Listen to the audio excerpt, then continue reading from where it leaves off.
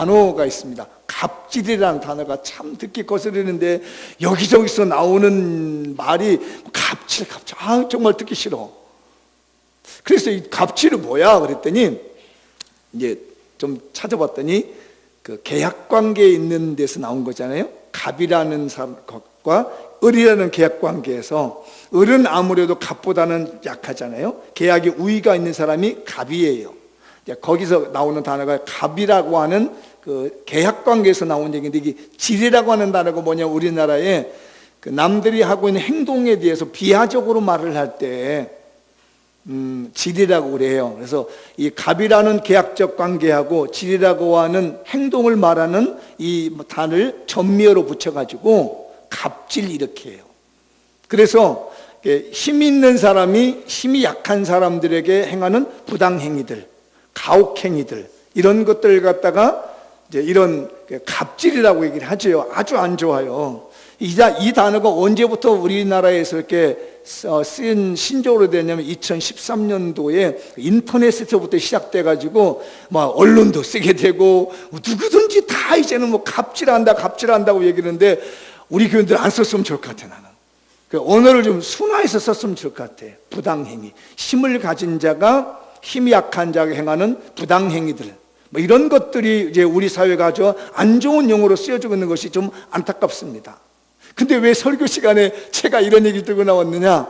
오늘 말씀이 팔복에 관련된 말씀을 묵상하다 보니까 좀 짚고 넘어갈 것 같아요. 그래서 우리 사회 오늘 이제 이른바 그 갑질이라고 하는 것이 대두되는 것이, 제가 기억하는 2010년도에 큰 사건이 하나 있었습니다.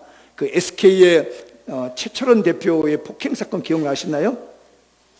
야구방망이가지고 탱크로이 기사를 때려가지고 말입니다. 뭐 한 대에 몇만씩 해가지고 뭐 2천만 원 물어주고, 여기서부터 이제 우리 사회가 공분을 사게 되는 거지요. 운전기사를 폭행한 사건이 있었습니다. 그리고 이제 그 2013년도에 이런 용어들이 나오기 시작하죠. 근데 2014년도 여러분 얼마 전 일이죠. 기억나시죠?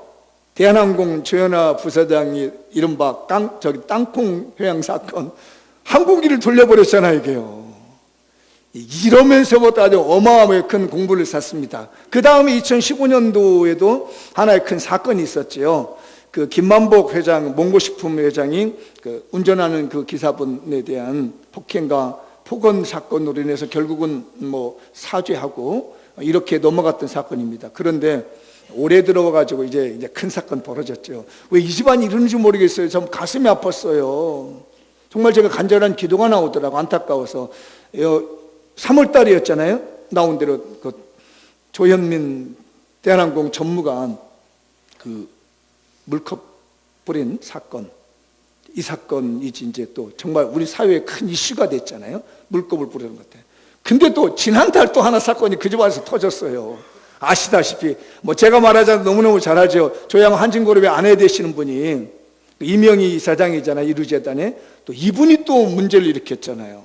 필리핀에서 뭐 사람을 데려다가 뭐 개인적으로 썼네, 뭐 우리 인천에 일하는 공사장에서 뭐 어쩌네 이래가지고 지금 이제 고소되어 있는 상황이고, 이게 형편이 없는 거예요. 우리 사회가 그러다 보니까 이 안 좋은 용어들이 다 있는데, 제가 오늘 설교를 준비하다가 순간적으로 이렇게 숨이 탁 멎는 순간이 있었습니다. 이거는 일반 사회에서 일어나고 있는 그냥 이런 사건으로 힘 있는 사람이 힘 없는 자에게 대해 가혹행위를 하고 부당행위를 하는 것에 대해서 국민 전체가 공분을 일으키고 있는데, 교회는 어떤가 싶어지더라고요. 그리스도인이라고 하는 우리 교회 공동체, 예수님을 닮아가겠다고 하고 마음을 먹고 있는 교회 공동체에서는 어떤가 싶어지니까 숨이 턱 멎어요. 우리 예수님께서 이 땅에 오신 목적이 있거든요. 이렇게 힘 있는 자가 힘 없는 자에게 부당행위를 하며 가혹행위를 하는 이러라고 우리 예수님 오신 건 아니거든요. 하나님께서 교회를 세우실 때는, 하나님께서 성도들을 부르시고 그리스도를 만들 때는 네가 힘이 있으니까 힘 없는 사람의 가혹행위를 해도 좋다, 힘 없는 사람을 부당한 행위를 해도 좋다, 이러라고 우리 하나님이 우리를 불러준 건 아니더라고요. 여러분들도 그렇죠. 적어도 그리스도인이라고 생각하면 말입니다. 예, 그리스도인이라는 말은 무슨 얘기냐면 예수님의 삶과 신앙과 모든 삶을 그대로 닮아가다가 예수님이 천국 가신 것처럼 우리도 그분과 함께 천국에 들어간다는 것이 그리스도인이거든요. 그것을 한자로 바꾼 것이 기독교인입니다. 그리스도라는 말의 의미를 한자로 바꾼 기독교라는 말이거든요. 그러니까 우리가 기독교인, 그리스도인 했을 때는 적어도 예수님이 가르쳐 주신 말씀과 그 삶을 따라서, 그 신앙을 따라서 그분의 뒤를 쫓아가다가 그분이 가신 천국으로 돌아가는 것이 우리 그리스도인의 삶이라는 것이에요.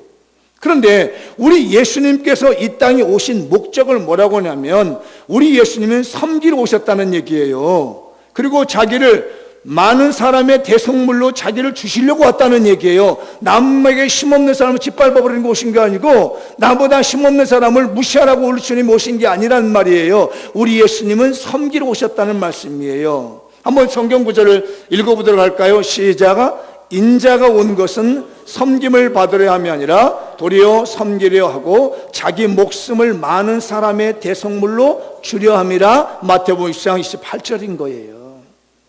이걸 닮아가는 거거든요. 우리 장미연 교회 왜 교회 다니시고 왜 예수 믿으시나요? 왜 여러분 이 자리에 앉아 계시나요? 우리가 이 자리에 앉아서 예배를 드리고 하나님의 백성 되고 그리스도인이 됐다는 것은 우리 예수님의 삶을 따라가겠다는 거 아니겠습니까? 그런 거 아니고도 이 자리에 앉을 리가 없습니다, 여러분. 잘 아세요. 우리 교회는 몇 명 안 되지만 우리가 이 자리에 앉아서 예배를 드리고 하나님을 따라가는 것은 다른 게 아니에요, 여러분. 권력 행사하라고 이 자리에 있는 게 아니고요. 자기 잘난 체로 이 자리에 앉는 게 아니에요. 이 자리에 앉아있는 이유는 예수님의 삶과 신앙의 모범 따라서 그분을 믿음으로 말미암아 그분이 가신 천국을 가기 위해서 우리가 이 자리에 앉아있는 거예요. 만약에 그런 목적으로 여기 앉아있지 않으면 고민해 봐야 됩니다. 여러분, 그리스도인이 아닐 수가 있어요. 우리 예수님은 섬기러 오셨고요. 많은 사람의 대속물로 주려 오셨고요. 우리도 그 섬김의 삶을 사는 것이고요. 우리도 그리스도의 복음을 위해서 헌신하다가 주님의 나라 가는 것이에요. 여러분도 이 신앙에 동의하시면 아멘을 해보십시오. 동의 못할 것 같으면 이 자리에 앉지 마세요, 여러분. 우리 예수님의 삶에 대해서 동의를 못할 것 같으면 그분을 따라가지 않을 것 같으면 우리가 여기 앉아 있을 이유가 없는 거예요. 그런 주님이 우리에게 주신 복이 있습니다. 8가지 복에 대해서 말씀합니다. 그래서 제가 이번 주부터 8주간에 걸쳐서 한 절씩 한 절씩 팔복에 대한 말씀을 이제 드리게 될 거예요. 팔복이라는 말은 8가지의 복이라는 말씀이거든요. 제가 이 말씀을 이렇게 묵상하다가 문장을 하나 이렇게 만들어 봤습니다. 한번 조금 생각하면서 읽어볼 부분이에요. 한 번에 이해가 되는 분도 있을 것 같고 그렇지 않을 수도 있습니다. 약간 생각을 하고 읽으셔야 돼요. 시작. 나는 내 자신의 힘으로 삶을 방어할 수 없는 무능한 존재임을 깨닫고 하나님만 의지합니다. 무슨 말인지 이해가 되셨어요? 나는 내 자신의 힘으로 나에게 다가오는 삶을 방어할 수가 없는 무능한 존재라는 거예요. 나한테 오고 있는 삶을 내가 다 방어할 수 있는 게 아니라는 거예요. 내가 다 해결할 수 있는 게 아니라는 거예요. 나한테 오는 거 어쩌면 방어할 수 있는 게 저 같은 경우는 10%도 안 되는 것 같더라고요. 여러분은 도대체 몇 프로를 방어하고 사는지 모르겠습니다. 저는 돌아다 보니까 나한테 다가오는 삶이나 사건들은요, 방어할 수 있는 능력이 없는 거예요. 하나님의 은혜가 아니면, 그분의 도우심이 아니면, 그분의 은혜가 아니면 나한테 다가오고 있는 일을 절대로 못 맡겠더라고요. 아무리 대책을 세우고 아무리 계획을 세운다 할지라도 나한테 다가온 일을 조금도 방어할 수가 없는 거예요. 여러분 혹시 아십니까? 오늘 이 자리에 예배드리고 나가다가 무슨 일이 당할지 어찌합니까? 돈 많던 어느 날 제가 이번 우리 동기 목사님이 와서 저에게 간증한 얘기를 들었습니다. 너무 가슴이 아팠습니다. 사실은 저희 아내하고 들으면서 믿기질 않았습니다. 자기의 재산이 180억이, 130억인가요? 130억이 날아가는 데는요, 1년도 안 걸리답니다. 그래서 목사님 무슨 돈이 130억이나 가지고 있었냐고. 분명히 우리 신학 같이 다닐 때는 그런 분이 아니었거든요. 돈 있는 분이 아니었거든요. 그런데 목회를 하면서 하나님의 축복을 내주셨는데 자기에게 뭐 이런 재산을 130억인가를 주시더라는 거예요. 근데 그건 날아가는데 1년도 안 걸리고 싹 날아가 버리더라는 얘기입니다. 그래서 내가 저희 아내도 이거 거짓말하는 거 아니야? 내가 분명히 30여 년 전에 같이 학교 다닐 때는 저분이 그런 게 아니었거든. 돈이 있는 사람이 아니었거든요. 여러분들 있는 그 몇 푼 되지 않는 거 날아가려면 순간이더라고요. 130억도 날아가는데요. 1, 2년 새로 하루아침에 날아가더라고요. 하나님의 은혜가 아니면요, 우리는 어떤 건지 방어할 수가 없습니다. 이것을 하는 것이 중요한 거예요. 여기서 말하는 가난하다는 말이 나오잖아요. 가난하다는 것을 제가 상태적으로 생각해 봤어요. 이 가난한 상태가 무엇이냐면요, 파산되었다는 말입니다. 방송실 좀 넘겨줘요. 파산 아시죠? 여러분 개인 파산 아시죠? 저는 그런 거 경험해 보지 못했는데 여러분 혹시 이 자리에서 막 개인 파산 당해 보신 분들은 그분이 어떤 분지, 그 삶이 어떤지를 알 거예요. 자기 이름으로 할 수 있는 게 하나도 없습니다. 통장, 신용카드, 예금 아무것도 할 수 없습니다. 개인 파산 당하면요. 그래서 남의 도움을 받지 않고는 도저히 살 수 없는 상태가 됩니다. 이것을 뭐라고 하면 가난의 상태라는 거예요. 성경이 말하고 있는 가난 상태는요, 내 힘으로는 도저히 할 수 없고 내 명이나 내 능력으로는 도저히 할 수 없고 남이 도와주지 않으면 존재할 수 없고 살아갈 수 없는 상태를 갖다가 성경에서 여기 심령이 가난하다는 말 쓸 때 가난한 상태를 말하는 거예요. 그러니 뭐 인생 끝난 거 아니겠습니까? 살아있으나 죽은 존재죠. 내 명의로 모든 거 하나도 할 수도 없고 남이 안 도와주면 못 사는 그런 존재. 이게 바로 가난의 상태예요. 그게 바로 우리의 심령의 상태가 그렇게 돼야 된다는 얘기입니다. 하나님의 은혜가 아니면 나는 영적으로 다 파산된 상태예요. 다 파탄돼가지고 하나님이 나를 도와주지 않으면 나는 호흡도 쉴 수 없는 이런 존재가 되는 것이 가난한 상태입니다. 그런데 이게 사람으로 깨달아지는 게 아니라는 얘기예요. 사람의 머리로 이게 깨달아진 게 아니라는 얘기입니다. 그런데요, 사람이 돈이 없고 실제적으로 경제적 파탄을 받아서 국가의 파탄 신고 내가지고 법원에서 파탄을 허락을 받은 사람은 자기가 남의 도움을 받지 않으면 살 수 없다는 걸 알게 되지만 하나님 앞에서 자기는 그렇게 생각하지 않는다는 거예요. 깊이 생각하세요. 딴짓 하지 마세요. 응? 하나님 앞에서는 나는 그렇게 생각하지 않는다는 겁니다. 하나님 앞에서는 내가 뭔가를 할 수 있을 것 같고 뭐 기도도 할 것 같고 나는 잘할 것 같은데 그건 가난한 사람이 아니라는 얘기예요. 심령이 가난한 사람의 상태는요, 나는 하나님 앞에서 아무것도 할 수 없는 존재인데 이걸 깨닫는 것이 내 머리로 깨닫는 것이 아니고 환난으로 깨닫는 것이 아니고 시련으로 끝나는 것이 아니라 하나님의 성령의 도우심으로 말미암아서 하나님의 성령의 조명으로만 이게 보인다는 얘기예요. 그래서 제가 이 심령이 가난하다는 문장을 좀 정리를 했으면 여러분 이해가 되도록 쉽겠고 한번 밑에만 읽어보죠. 시작. 성령님의 조명으로 자신의 영적 상태가 완전히 파탄되어 하나님의 도우심 없이는 한순간도 살 수 없음을 깊이 깨닫는 것이다. 이것이 심령이 가난한 상태가 된 거예요. 여러분들도 가난한 상태에 빠져봤던 분들 알 겁니다. 막 경제적으로 어려움 경험해 보신 분들이 제일 많이 있을 거예요. 살아오시면서 아무것도 할 수 없잖아요. 돈이 없는데 어디 가서 뭘 합니까, 여러분? 신용이 없는 데 가서 뭘 해봅니까? 누가 안 도와주면요 밥 끼니도 못 먹어요. 누가 안 도와주면요 차도 못 타요. 그렇게 경제적인 파탄이 일어나는 것처럼 내가 하나님 앞에서 내 삶을 생각해 보면 하나님이 아니면 나는 절대로 아무것도 할 수 없다. 하나님의 도우심이 없이는 나는 정말로 아무것도 할 수 없다라고 하는 그런 상태에 이른 사람을 갖다가 우리는 심령이 가난한 사람이다 이렇게 말을 해요. 그런데 성경에 이런 분들이 참 많습니다. 구약과 신약에 있는데 제가 한 사람씩만 소개를 해볼게요. 눈 크게 뜨고 들어보세요. 제가 눈을 작게 뜨면 졸고 있는 줄 알아요. 그래서 제가 그분 안 쳐다봅니다. 목사님이 안 쳐다보는 사람은 별로 도움 안 되거든요.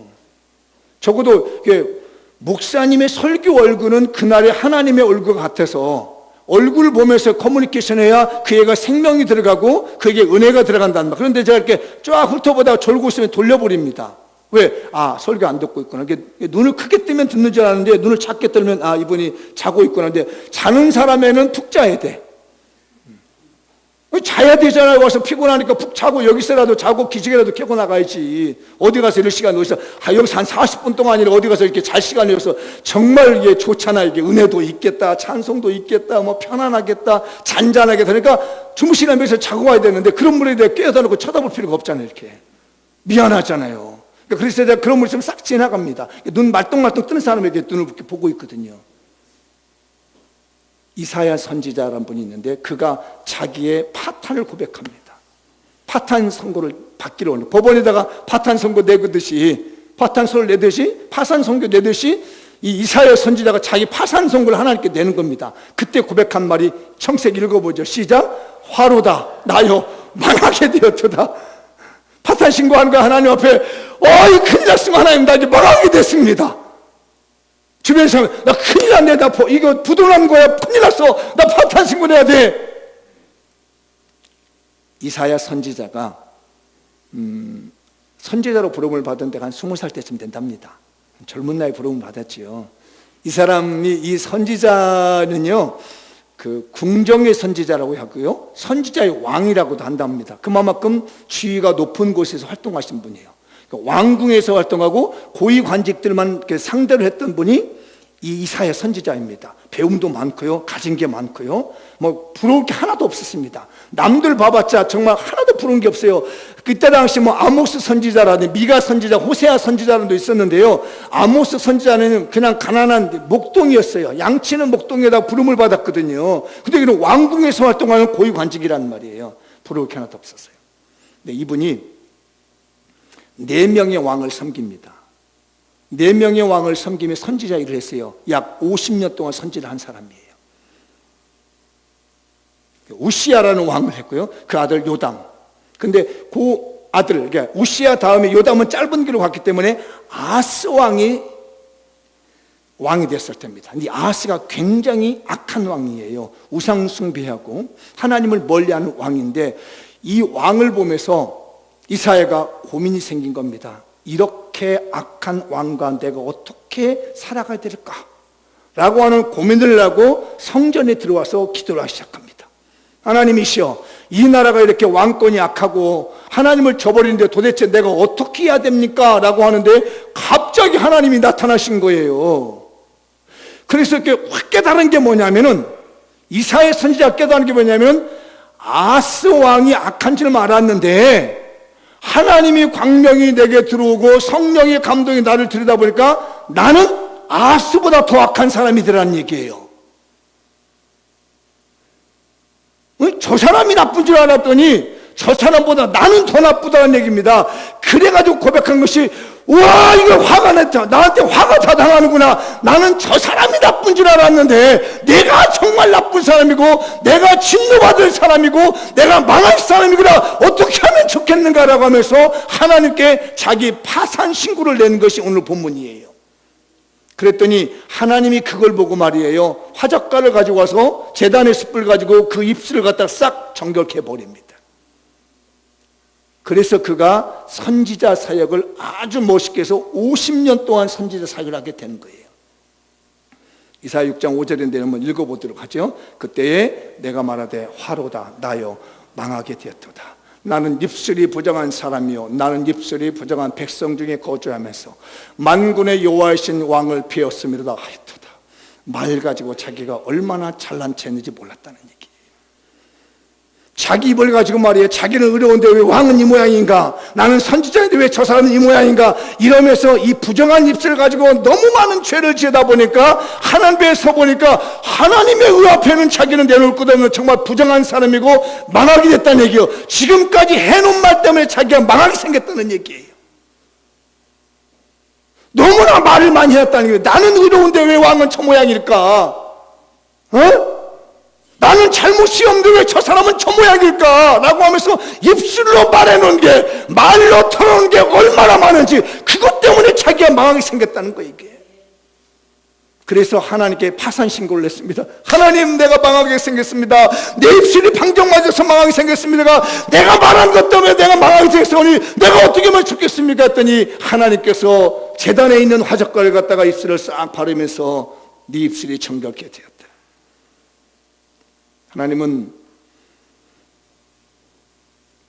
파산 신고를 내고 영적으로 파탄적 지경이 있다는 걸 알고 하나님의 도우심 없으면 살 수 없고 하나님의 은혜 없이면 살 수 없다고 하는 그분에게 하늘나라를 주는 줄 믿습니다. 그 사람에게 복을 주시고 그 사람에게 천국을 주신 것이 오늘 본문이에요.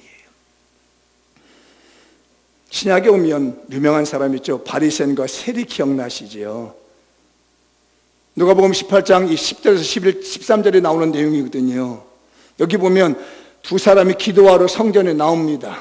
먼저 이 바리새인이 와가지고요, 사람들이 많은 보는 데 앞에서 뭐 서서 이렇게 기도합니다. 나는 일주일에 2번을 금식합니다. 나는 저 세리나 저 가는 많은 자와 같지 않습니다. 나는 11절을 떼먹은 적이 없습니다. 하면서 자기의 의를 드러내면서 당당하게 기도를 했습니다.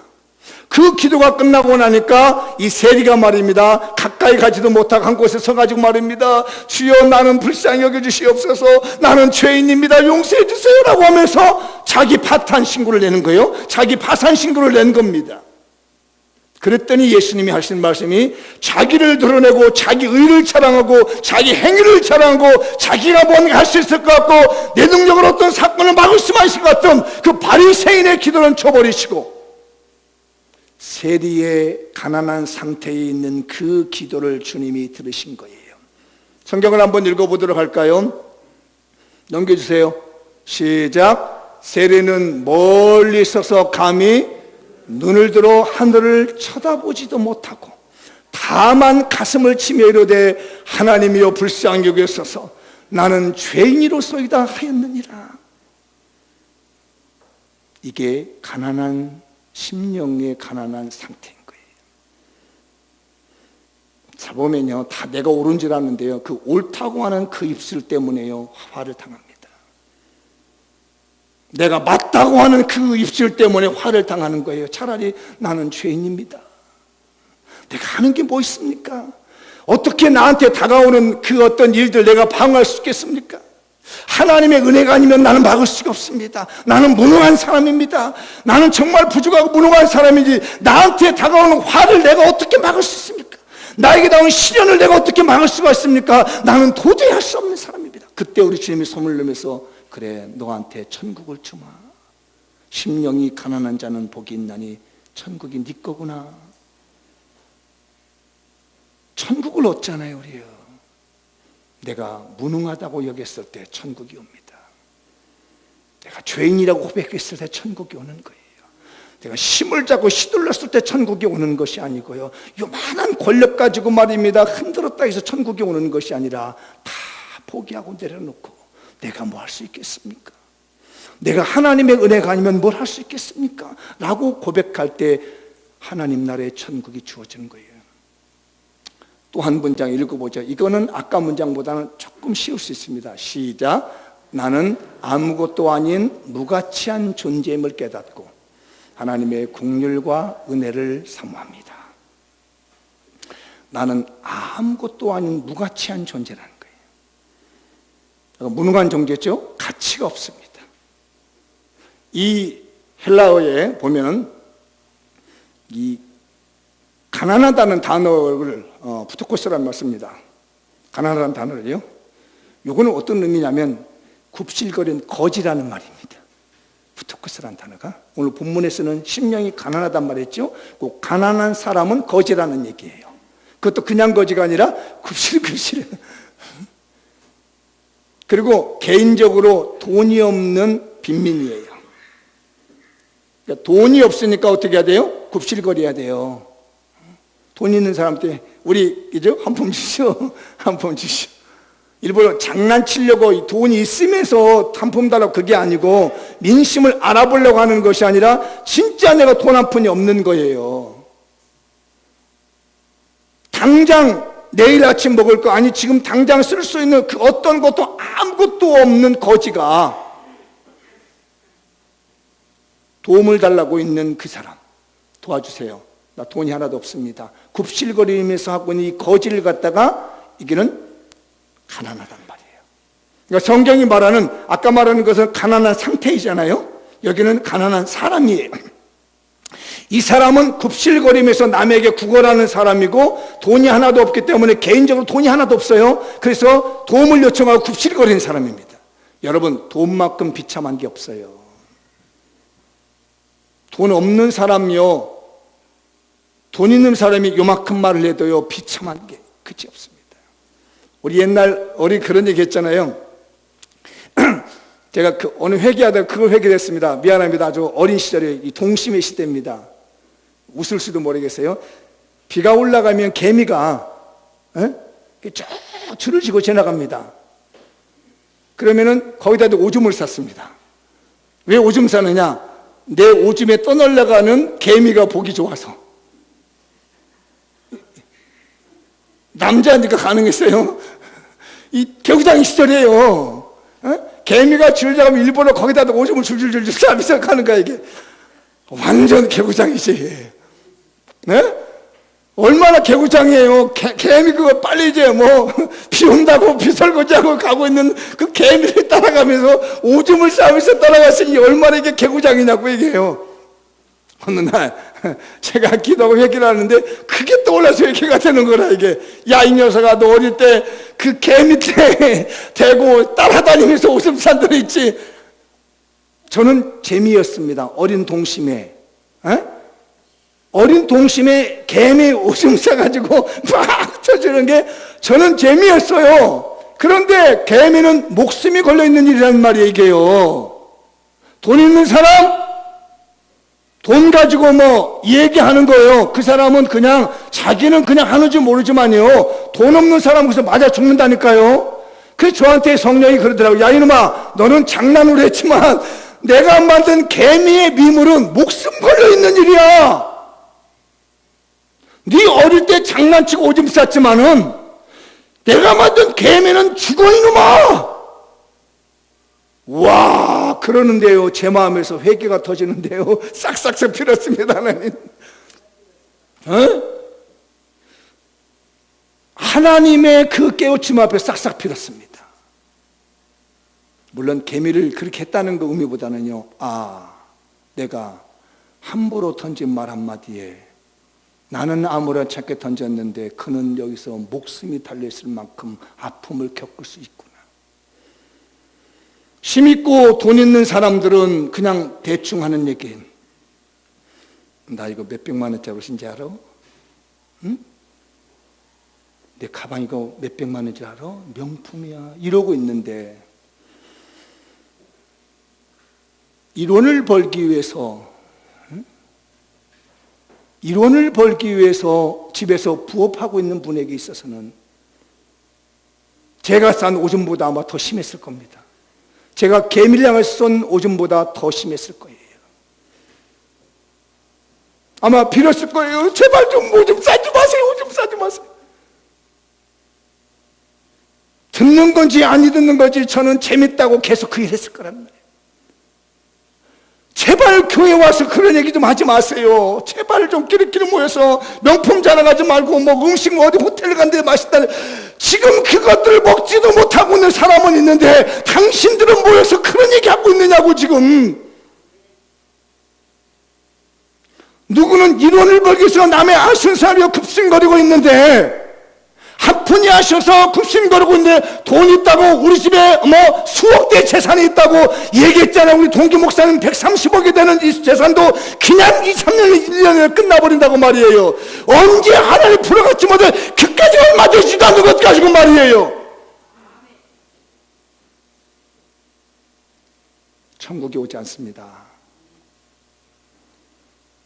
내가 아무것도 아니라는 걸 알고 하나님 앞에 굽신거리는 게 필요합니다. 하나님, 나는 아무것도 아니고요, 나는 아무것도 할 수 없어요. 도와주세요, 하나님. 오늘 첫 번째 올라온 기도문에 제가 그걸 느꼈습니다. 도와주세요. 내가 방어할 수 있는 거 하나도 없고요, 내가 할 수 있는 거 하나도 없고요, 하나님께 굽신거리면서 쩔쩔매면서 하나님의 도우심을 구하는 그 기도, 그게 심령이 가난한 사람인 거예요. 읽어보도록 하죠. 시작. 하나님 앞에서 굽실거리고 쩔쩔매는 아름다운 신앙이 있을 때 비로소 천국이 그들에게 주어진다. 제발 우리 교회 와서 돈 자랑하지 말고요, 제발 여러분들요, 명품 자랑하지 말고요, 음식 자랑하지 말고요, 제발 가지고 있는 거 제발 자랑하지 말고요. 그거 하나님 불면요 언제 나랑할 줄 모른단 말이에요. 하나님 앞에 굽실거리면서 나는 아무것도 아닙니다, 하나님 나는 아무것도 아닙니다, 나는 별것도 아닙니다, 누가 나를 바보 취급을 하고 나를 바보 취급을 해도 나는 대항할 수 있는 능력이 하나도 없습니다. 하나님, 이랬을 때 하나님께서 그에게 긍휼을 베푸시고 그들에게 천국을 주시는 거예요. 천국이 아무나 오는 줄 아세요? 기세 등등해야 되는 사람이 오는 줄 아세요? 내가 바보 취급을 당하고 있을 그때 천국이 오는 거예요. 왜냐하면 우리는 하나님의 나라를 얻어야 되잖아요. 우리는 천국을 얻어야 되잖아요. 세상 것 얻다가 천국 잃어버리면 안 되잖아요. 혹시 여러분들 그 노블레스 오블리주라는 단어를 혹시 들어보셨나요? 노블레스 오블리주라는 단어가 있는데 이게 프랑스어랍니다. 프랑스어인데 우리말로 이렇게 바꾸면 귀족성은 의무를 갖는다. 귀족의 성품을 가지고 있는 사람들은, 귀족들은 거기에 상응하는 의무가 있다는 얘기예요. 이게 노블레스 오블리주입니다. 보통 이제 부를 가지고 있고 권력을 가지고 있고 명성을 가지고 있으면 그 사람은 그 사회에 대한 책임과 함께 그 부와 명성을 가져야 된다는 얘기예요. 이게 노블레스 오블리주라는 것이에요. 프랑스어. 내가 만약에 사회적 지위가 있으면 그에 맞는 사회적 책임이 있다는 얘기예요. 내가 해야 될 사회적 의무가 있다는 얘기예요. 이 말이 나오게 되는 것이 14세기에 백년 전쟁에서 나옵니다. 그 영국과 프랑스가 전쟁을 했어요. 이제 조금 어려운 얘기라도 눈 뜨고 좀 들어보세요. 아니, 눈 감고 계셔도 안 쳐다보면 되니까 제가 이렇게. 영국과 프랑스가 백년 전쟁을 하는데 14세기 때 영국이 프랑스를 이겼습니다. 그래서 칼레라고 하는 프랑스의 도시를 점령했어요. 영국군이. 그때 그 영국의 황제가 승리자에게는 패배자가 그에 상응하는 대가를 줘야 된다고 했습니다. 이게 전쟁에 오면 전쟁 비용 줘야 되잖아요. 그 대가로 나는 이 도시에게 받고 싶은 게 있다. 이 도시를 대표하는 6명의 목숨을 내놓으라고 했습니다. 이 6명을 데려와서 교수형을 처하면 내가 이 성의 안전을, 이 도시의 안전을 지켜주마 라고 얘기를 했습니다. 네, 그래서 이제 술렁승이 하는 거죠. 칼레시에 있는 이 사람들이 술렁승을 합니다. 누가 나갈 것인가. 그때 그 도시에서 제일 부자라는 비에르라고 하는 사람이 있었습니다. 그 도시의 최고의 부자가 나섰습니다. 내가 우리 도시의 대표자로 죽겠습니다. 돈 제일 많이 많은 부자가 목숨을 내놨습니다. 그거 보고 감동받은 시장이 나왔습니다. 내가 죽겠습니다. 상인회 부자가 또 나섰으나 내가 죽겠습니다. 법관이 나왔습니다. 내가 죽겠습니다. 해서 6명이 나왔어요. 오늘이 아니라 내일 처형하기로 되어 있습니다. 그런데 여기 있는 책임 가지고 있는 고위관직들이 목숨을 걸고 성을 살리려고, 이 도시를 살려고 다 목숨을 내놨는데, 그날 밤에 그 왕의 왕비가 임신을 했는데 왕을 설득합니다. 이 놀라운 지혜에 있는 분들이 목숨을 걸고 나서는데 왕이시여 죽이겠습니까? 이 아내의 간절한 간청에 이 왕이 감동을 받았어요. 다음날 아침에 이 6명을 처형해야 되는데 왕이 사명권을 줍니다. 그래서 나온 단어가 노블레스 오블리주라는 단어예요. 사회적 지위가 있고 명성이 있는 사람은 그 사회의 그 지역을 위한 의무감을 가지고 있는 거거든요.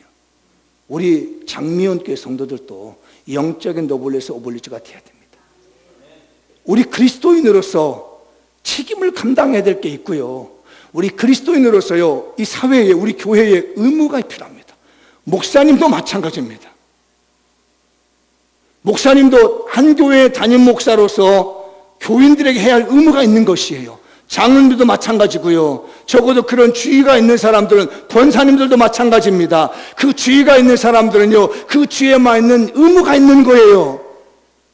그걸 버텨주는 거고 희생하는 것이고 헌신하는 것이지, 별것도 되지 않는 권력 가지고 휘둘려 간다든지, 별것도 되지도 않는 걸 가지고 휘둘려 가면, 손가락 털끝도 되지도 않는 걸 가지고 휘둘려 간다면 천국은 그들에게서 떠나가게 되는 거예요. 그 사람이 그 세계에서 권력은 잡았는지 모릅니다. 그 사회에서 명성은 났는지 모릅니다. 그러나 천국은 그와 상관이 없는 것이요, 그는 그리스도라는 이름과는 전혀 상관이 없는 것입니다.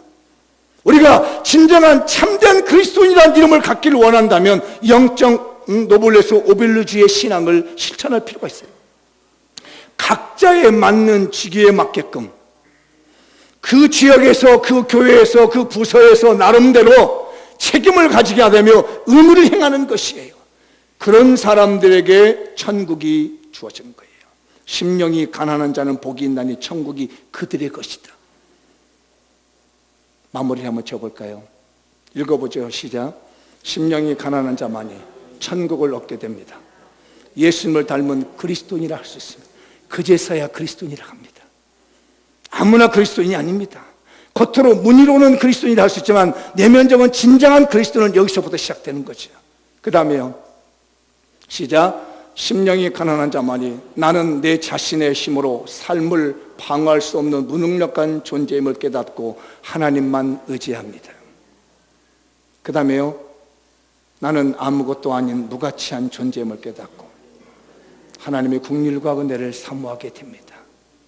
다음, 하나님 나라의 복음을 증거하기 위해서 무늬만 그리스도인이 아닌 예수님을 닮은 참된 그리스도인이 되는 하나님 나라의 영적 노블레스 오블리주로 살아가십시다. 하나 더 있습니다. 마지막, 시작. 권력과 권세로 인한 갑질 등의 사회악을 모두 제거하고 예수 그리스도의 복음으로 천국을 소유한 심령이 가난한 자로 살아가십시다. 우리 장미원 교회여, 제발 우리 교회에서는 이런 사회적으로 말하고 악을 말하고는 갑질 같은 건 안 일었으면 좋겠고, 심령이 가난한 자로서 이 땅의 백성이 아닌 하나님의 백성으로서 천국 백성으로 살아가는 당당한 성도가 되시기를 주님의 이름으로 축복합니다. 기도하겠습니다.